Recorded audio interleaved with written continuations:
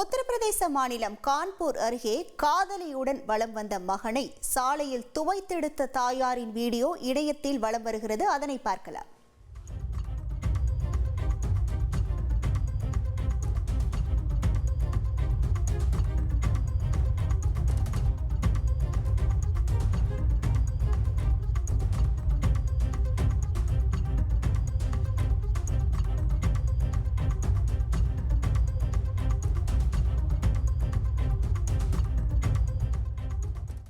இது தொடர்பான முழு விவரங்களோடு இணைகிறார் நமது செய்தியாளர் ரமேஷ்குமார்.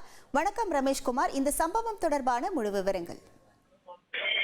உத்தரப்பிரதேச மாநிலம் கான்பூரை அடுத்த புஜைனி என்னும் பகுதியில் தனது காதலியோடு பெற்றுத் திறந்த மகனை அவரது தாயும் தந்தையும் சாலையின் நடுவே சரமாரியாக அடைத்து உதைத்த சம்பவம் பரபரப்பை ஏற்படுத்தி இருக்கிறது.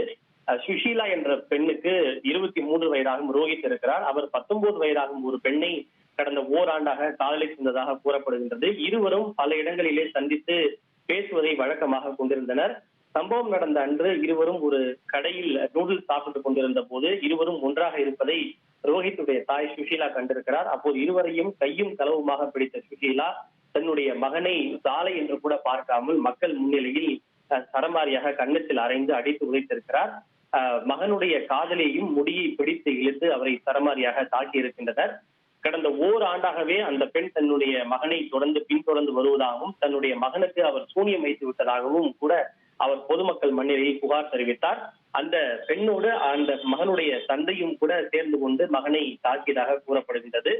சம்பவம் தொடர்பாக தகவல் இருந்து சம்பவ இடத்திற்கு விரைந்த காவல்துறையினர் இருவரையும் பிரித்து சமாதானம் செய்தனர்.